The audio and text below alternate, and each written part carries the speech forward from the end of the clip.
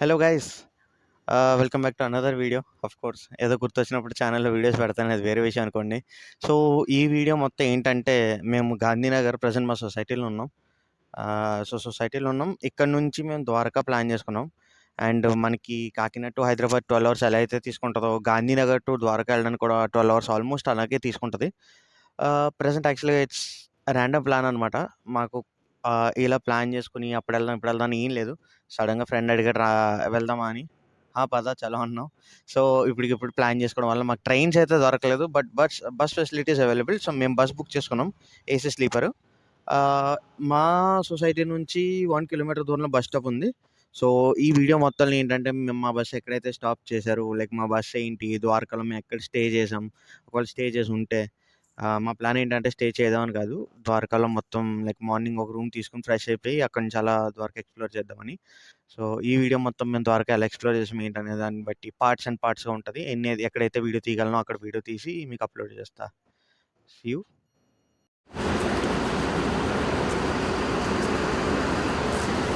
So Gandhinagar నుంచి ద్వారకా వెళ్తున్నప్పుడు bus ఆపిన ఫస్ట్ స్టాప్ అరౌండ్ 2:45 AM అవుతుంది ఇప్పుడైతే. సో ప్రజెంట్ ఇక్కడ ఒక కాంప్లెక్స్లో ఉంది. కాంప్లెక్స్లో స్నాక్స్ ఇవన్నీ ఉన్నాయి. చాలా బస్సెస్ అయితే ఇక్కడ ఆపుతున్నాయి. అండ్ మా డ్రైవర్ అయితే 15 మినిట్స్ టైం ఇచ్చాడు. సో మార్నింగ్ 10:30కి ద్వారకా చేరాలి అని అన్నట్టుగా ఉంది. ఎప్పుడు చేరుతాం ఏంటో తెలియదు, బట్ ఇదైతే ఫస్ట్ స్టాప్ 2:45 AM కాపాడు. ఒక టీ, మావాడు ఒక సమోసా తీసుకున్నాడు, అస్సలు బాగాలేదు. అండ్ పఫ్ కూడా తీసుకున్నాడు, ఓకేష్. సో ఇప్పుడు మేము బస్సులో ఎక్కేస్తున్నాం. ఇచ్చిన 15 మినిట్స్ టైం అయితే అయిపోయింది. మిగతా వీడియోస్తో మళ్ళీ కలుద్దాము. బై. సో మా బస్సు వచ్చేసరికి ఇదే. మా సీట్లు వచ్చేసరికి L5 and L6 sleeper AC తీసుకున్నాం. చూసినట్లయితే క్యాబిన్ స్టైల్ ఉంది. అండ్ లైట్ ఉంది, ఛార్జింగ్ సాకెట్స్ ఉన్నాయి, ఏసీ కూడా ఉంది, ఏసీ వెంట్స్ ఉన్నాయి 2. ఓకే, పనిచేస్తున్నాయి బాగానే. అండ్ లగేజ్ అది పెట్టుకోవడానికి స్పేస్ ఇచ్చాడు, బాగుంది. అండ్ 6 feet ఉన్న మనిషికి కాస్త ఇబ్బంది అవుద్దేమో, కానీ 5'8", 5'9" మేనేజ్ చేయొచ్చు, మంచిగానే ఉంది. సో ఎయిర్ వెంటిలేషన్ కొరకు ఇది ఇచ్చాడు. అండ్ ప్రైవసీ కోసం మొత్తం క్లోజ్ చేసేసుకోవచ్చు కంప్లీట్లీ. మేమైతే లోవర్ బుక్ చేసుకున్నాం. అండ్ ఒక్కసారి కంప్లీట్గా క్లోజ్ చేసుకున్నాక అసలు నాయిసే రావట్లేదు. సో పైన ఉన్నది నాది, కింద ఉన్నది వీల్ లగేజ్. పెద్ద విండో అయితే ఇవ్వడం జరిగింది, బట్ విండో యొక్క లెంత్ అయితే తక్కువగా ఉంది. Sorry, breath. సో బ్రెత్ కాస్త తక్కువగా ఉంది, బట్ స్టిల్ బాగుంది, బాగానే ఇచ్చినట్టు. ఇక్కడ ఛార్జింగ్ పెట్టుకోవడానికి సాకెట్ ఇచ్చాడు, పక్కనే మొబైల్ ప్లేస్ చేసుకోవడానికి మొబైల్ హోల్డర్ కూడా ఇచ్చాడు. Great. Air vent obviously.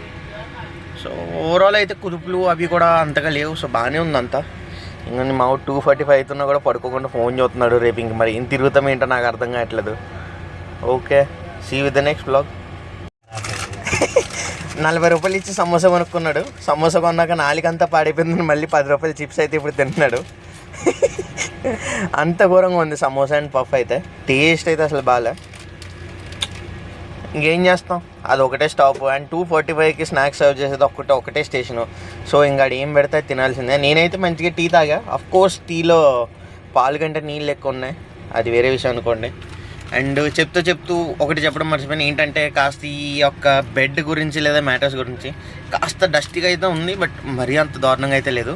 And ఇంకొకటి ఏంటంటే ఇంట్రెస్టింగ్గా ఇక్కడ హెడ్ సపోర్ట్ చేసుకోవడానికి చిన్న పిల్లో లాంటిది ఇచ్చాడు. బంప్ ఉంది, ఏమంటారు, ఈ మ్యాటర్స్కి చిన్న బంప్ ఉందన్నమాట. సో ఇక్కడ పెట్టుకోవడానికి హెడ్ అది కంఫర్టబుల్గా ఉంది. కంఫర్టబుల్ ఎవరికంటే పిల్లో వాడే వాళ్ళకి. నాకులా పిల్లో వాడిన వాళ్ళకి కాస్త ఇబ్బందిగానే అయితే ఉంది. సో ఇది మన బస్ జర్నీ. ఒక స్టాప్ నెంబర్ 1.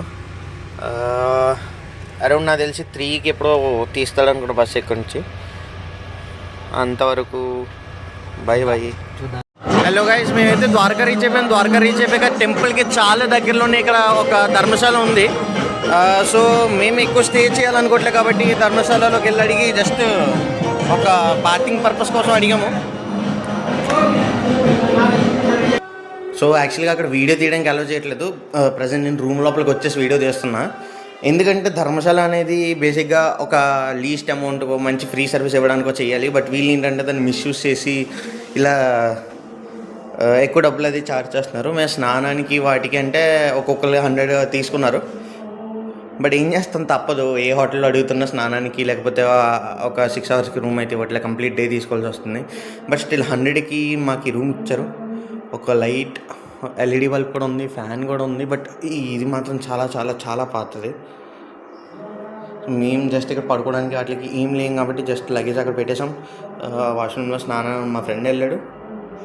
అండ్ బట్ ఇది మాత్రం చాలా పాతదైనా సరే బాగుంది. లైక్ ఆ తలుపులు అవి చాలా వింటేజ్ లుక్ ఇస్తున్నాయి, చాలా ఓల్డ్గా.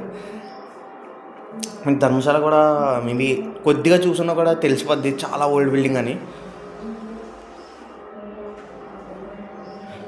ఫ్యాన్ అవసరం అయితే లేదు. బట్ స్టిల్ ఇది ఇంకా మేము మార్చ్ ఫస్ట్ వీక్లో ఉన్నాం. సో ఇవాళ ఫిబ్రవరి 28th.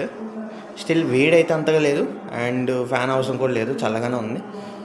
సో ఇది మా కథ. జస్ట్ స్నానం చేసేసి ఫ్రెష్ అప్ అయిపోయి టెంపుల్ దర్శనం వెళ్ళిపోదాం అనుకుంటున్నాం. ఇదే మా ప్లాన్. సో దానికి రూమ్ మళ్ళీ తీసుకోవడం వేస్ట్ అని చెప్పేసి మేము ఇక్కడ ధర్మశాలలో అయితే ఉన్నాం. పర్ పర్సన్ 100 రూపీస్ ఛార్జ్ చేశారు. మీరు స్నానం చేయండి, సో స్నానం చేసేంత వరకు ఇక్కడ ఉండొచ్చు అన్నారు. అది కథ. సో మా ద్వారకా ట్రిప్లో మిగతా కవర్ చేసుకోవడానికి యాజ్ యూజువల్గా స్కూటీ రెంట్ తీసేసుకున్నాం. బస్ టైమింగ్స్ ఫ్లెక్సిబుల్గా లేవు. సో ఇక్కడ చూపిస్తున్న షాప్ నుండి అయితే తీసుకున్నాం. 400కి స్కూటీ ఇచ్చారు.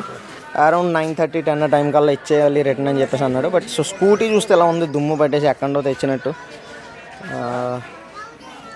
బట్ స్టిల్ ఇంకో ఇది జస్ట్ స్కూటీ కండిషన్ ఎలా ఉందని తెలుసుకోవడానికి మాత్రమే తీస్తున్న వీడియో. సో మనకి ఇలా దుమ్ము పట్టేసిన పిచ్చి స్కూటీలు ఇచ్చేవాళ్ళు ఉన్నారు. అండ్ మంచిగా సర్వీస్ని మెయింటైన్ చేస్తూ అన్నీ చేస్తూ ఇచ్చేవాళ్ళు కూడా ఉన్నారు.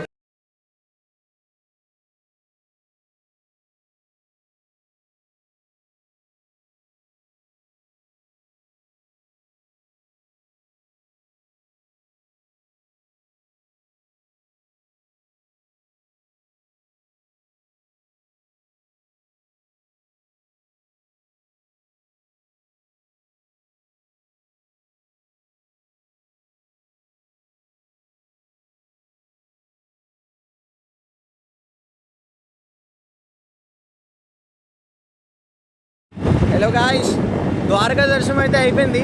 ఇప్పుడు మనం నాగేశ్వర జ్యోతిర్లింగానికి వెళ్ళడానికి బైక్ అయితే రెంట్ తీసుకున్నాం. బస్సెస్ కూడా అవైలబుల్ ఉన్నాయి, కాకపోతే టైం అది సెట్ కాలేదు. సో మేము వెళ్ళే వేలో ఉన్నాం. మొత్తం స్ట్రైట్ రోడ్ అంతా కూడా బాగానే ఉంది. ఒక బండి స్పీడోమీటర్ అయితే పని చేయట్లేదు, కానీ 68లో ఈజీగా వెళ్ళచ్చు. అండ్ 16 కిలోమీటర్స్ దూరం ద్వారకా టెంపుల్ నుంచి. రోడ్డు వర్క్స్ కూడా జరుగుతున్నాయి. బట్ బాగానే ఉంది, డీసెంట్గా ఉంది రోడ్డు. మంచి స్పీడ్ అయితే వెళ్ళచ్చు. మెయింటైన్ లిమిట్స్ అనమాట, జాగ్రత్తగా లిమిట్స్ అంతా మంచిది. ఇప్పుడు మనం జ్యోతిర్లింగ మనం నాగేశ్వర నాగేశ్వర జ్యోతిర్లింగానికి అయితే వస్తాం. ఇక్కడ మెయిన్ అట్రాక్షన్ ఏంటంటే 120 మీటర్స్ యొక్క శివుడి స్టాచ్యూ అనమాట. ప్రజెంట్ అయితే నేను గుడి బయట ఉండి వీడియో తీస్తున్నా. బట్ గుడి బయట నుంచే మనకి చాలా దూరం నుంచి ఆల్మోస్ట్ ఒక 500 మీటర్స్ దూరం నుంచి కూడా ఈ శివలింగం మనకి క్లియర్గా కనిపిస్తూ ఉంటుంది. 120 మీటర్స్ శివుడి యొక్క స్టాచ్యూ ఉంది. అండ్ టెంపుల్ వచ్చేసరికి ఇది నాకు తెలిసినంతవరకు ఈ దర్శనం ఏదైతే ఉందో చాలా ఫాస్ట్గా అయిపోద్దని విన్నాను, ఒక 5-10 మినిట్స్లో. సో ఇప్పుడు గుడి లోపలికి వెళ్దాం. ఒకవేళ వీడియో కనుక అలౌడ్ ఉంటే లోపల కూడా వీడియో తీసి చూద్దాం. బట్ గుడి అయితే కూడా బాగుంది. ఇక్కడ ఉన్న గుళ్ళన్నీ ఆల్మోస్ట్ ఒకదానికి ఒకరి రెప్లికాలో ఉన్నాయి. ద్వారకా అయితే ఎలా ఉందో ఈ జ్యోతిర్లింగం కూడా అలాగే ఉంది. బట్ శివుడి స్టాచ్యూ మాత్రం అల్టిమేట్ ఉంది అసలు. రాత్రి వచ్చి ఉంటే ఇంకా బాగుండేమో, మంచి కనిపిద్దానేమో లైటింగ్ అది. బట్ చూద్దాం.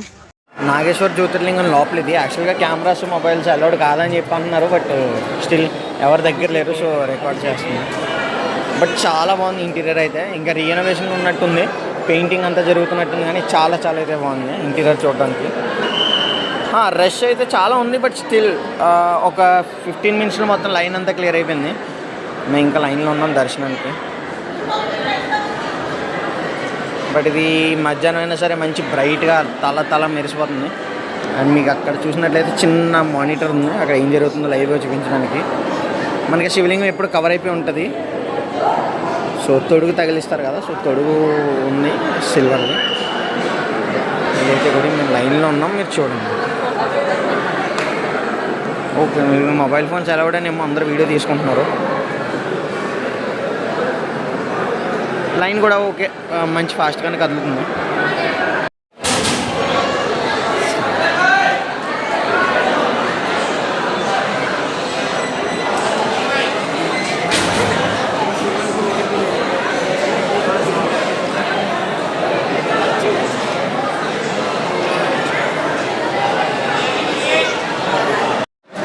ఇక్కడ మీకు చూస్తే నాగేశ్వర తీర్థం యొక్క శివలింగం అయితే కనిపిస్తుంది.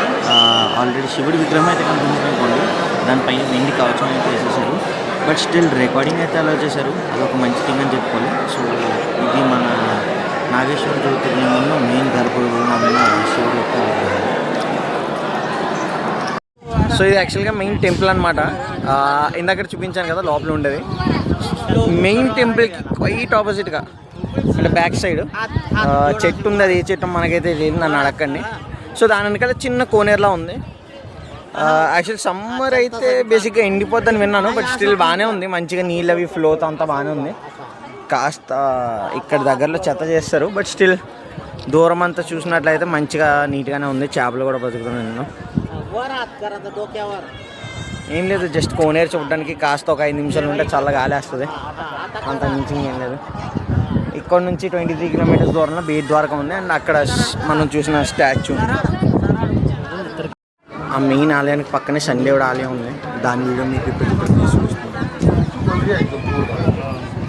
ఫోటోస్ వీడియోస్ ఎలా అనుకుంటా, సరే ఏదైతే ఏమన్నా చూసాను. సో ఈ వీడియోలో మా వాడిని వదిలేండి, చేసి చూపించమని అంటున్నాడు. సో ఈ వీడియోలో మీకు కనిపిస్తున్న దారి అంతా ఏంటంటే శివరాజ్పుర బీచ్కి వెళ్ళే దారి అనమాట. యాక్చువల్గా చాలా చాలా ఖాళీగా ఉంది, చాలా మంచిగా కూడా ఉంది. పైనుండి ఎంత ఎండ సుర్రమంటుందో, గాలి మాత్రం చాలా చల్లగా అవుతుంది. సో వాడి ఏంటంటే బేసిక్గా చాలా ఎవరు ఎదురు కనిపించలేదు మాకు వచ్చేదారిలో. సో మాకు డౌట్ వచ్చింది, కరెక్ట్ వేలో వెళ్తున్నామో అసలు రాంగ్ వేలో వెళ్తున్నామో మాకే అర్థం కాలే.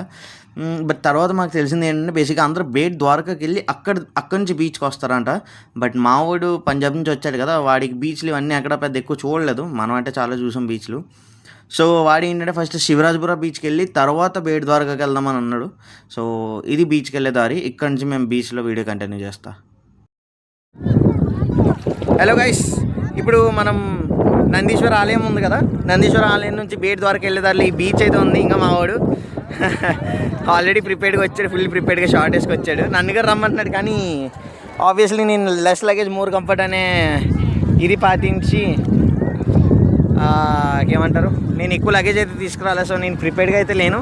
బట్ ఈ బీచ్ అయితే బాగుంది, బ్లూయిష్ గ్రీన్ వాటర్ అయితే ఉంది. నేను విన్నది ఏంటంటే కంప్లీట్ బ్లూ వాటర్లో ఉంటుంది. బట్ అక్కడ చూడండి మీరు, సో చూసారా బ్లూయిష్ గ్రీన్ వాటర్ అయితే ఉంది, అది కిరోసిన్లో ఉంది, బాగుంది చాలా. బీచ్ అంతా కూడా నీట్గా మెయింటైన్ చేస్తున్నారు.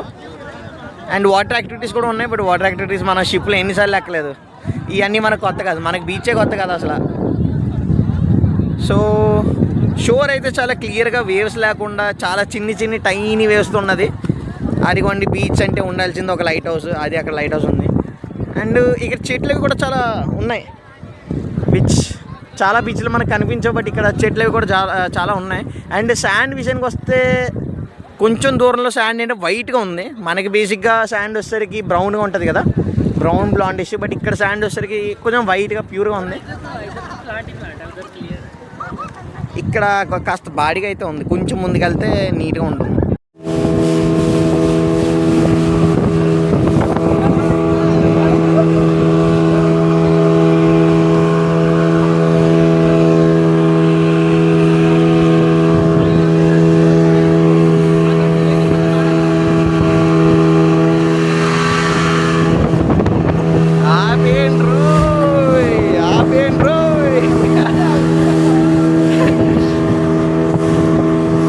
ముందే ఉందమ్మా, అలా వెళ్ళి ఇలా వచ్చేస్తా అనుకున్నాం. ఎక్కినాక ఇచ్చే మలుపులకి ఆపేయండి రో అనే డైలాగ్ గుర్తొస్తుంది.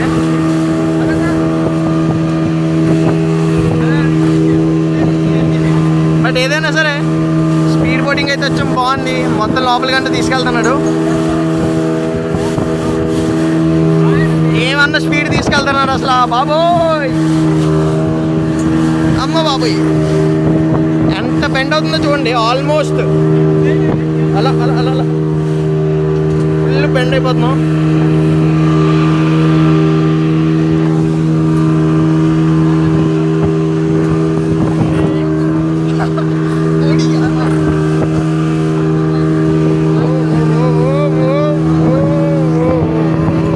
ఓకే ఫ్రెండ్స్,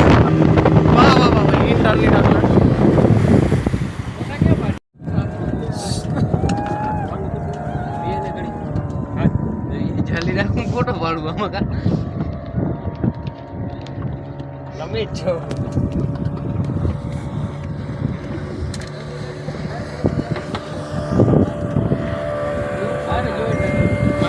మొత్తం చాలా బాగుంది అసలు క్లీన్గా బ్లూయిష్ గ్రీనిష్ అచ్చా అచ్చా చాలా బాగుంది. యాక్చువల్ మేము ఎక్కడ ఉన్నాం తెలుసా, లైఫ్ సేవర్స్ ఉంటారు కదా వాళ్ళ హట్లో ఉన్నాం అనమాట.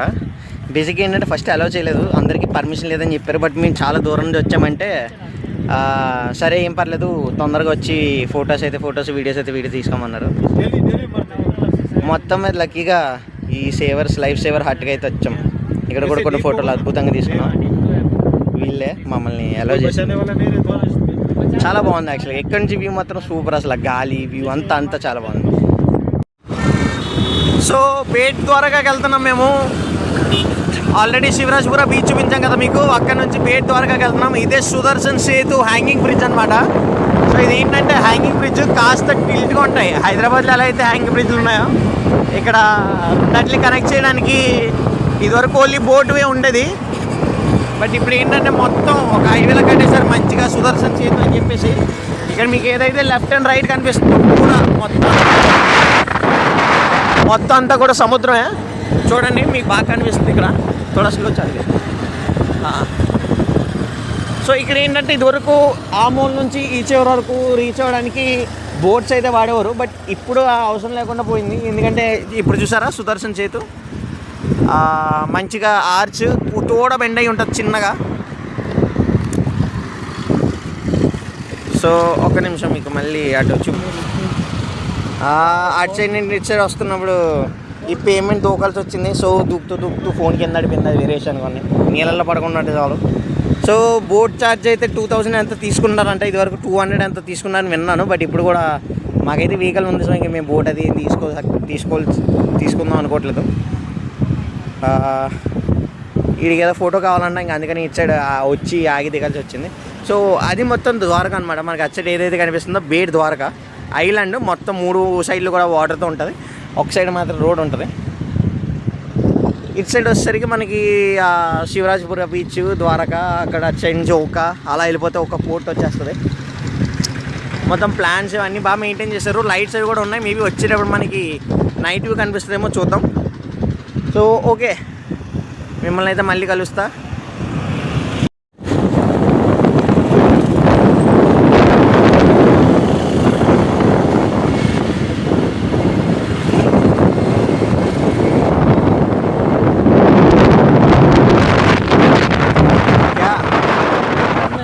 इधर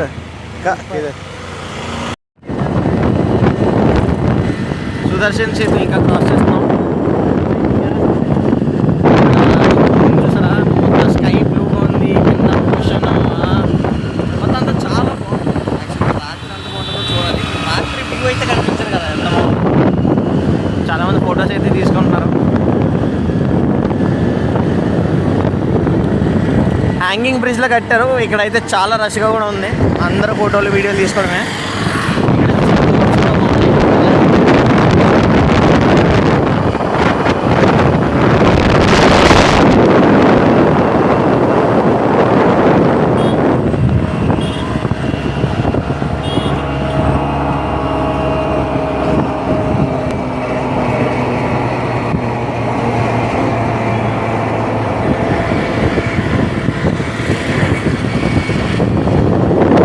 okay, meet you guys back at Bet Dwarka. Bye bye.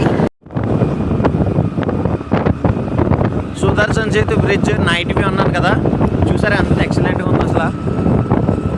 వా లైట్స్, అక్కడ పక్కన సీషోరు, ఆ స్కై కలర్ చూసారా చాలా బాగుంది. Purple colour, orange colour, pink, peach అన్నీ మిక్స్.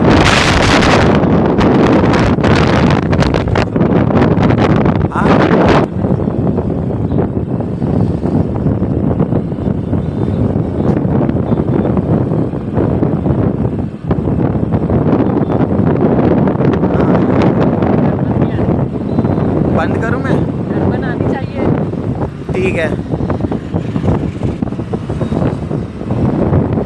आया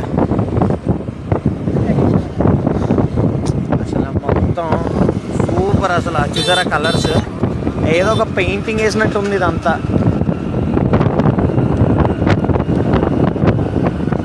ఆల్మోస్ట్ టైం 7:20 అలా అవుతుంది.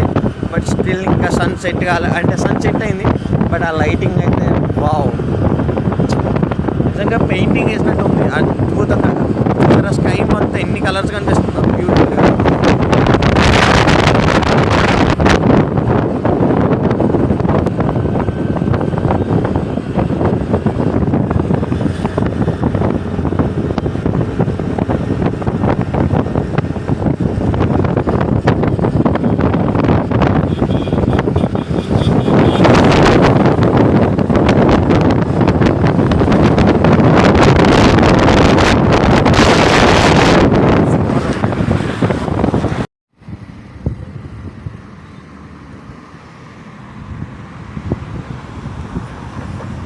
ఇది చూస్తుంటే అసలు ఎక్కడైనా ఇండియాలో ఉందా మీరు చెప్పండి.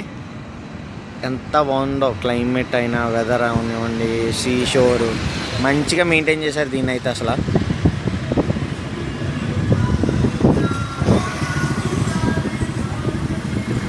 Infinite ocean కదంతా.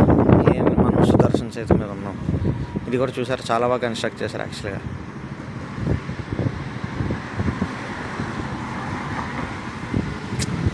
బట్ ఆ స్కై, ఆ క్లైమేట్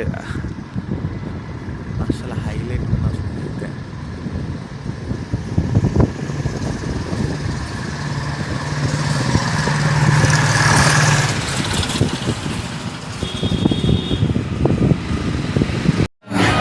సో ఇదేంటంటే ద్వారకాలో ఉన్న ద్వారకేష్ టెంపుల్ శ్రీకృష్ణుడి యొక్క మనవుడు ఇక్కడికి వచ్చి నిర్మించాడన్న ప్రచారం ఉంది. యాక్చువల్లీ ఇది మార్నింగే నేను వీడియో తీయాల్సి ఉంది, బట్ దర్శనం టైం లేదని చెప్పేసి, దర్శనం టైం దగ్గరికి వస్తుందని చెప్పేసి ఇప్పుడైతే వీడియో తీసా. ఈ క్రౌడ్ అయితే చాలాసార్లు ఎక్కువగా ఉన్నారు. నార్మల్ టైం ఉంటారు లేదు, మేమైతే ఓల్డ్ 3 days ముందు వెళ్ళాము. So maybe because of that crowd చాలా మంది ఉన్నారు. అండ్ ఆ జెండా ఏదైతే కనిపిస్తుందో రోజు 4 సార్లు మారుస్తారంట, బట్ నేను మార్చుకోలేదు. బట్ స్ట్రక్చరు ఇంకా ఈ గుడి అయితే చాలా బాగుంది. ఓకే, బట్ ఆ షాపింగ్ లేట్ నైట్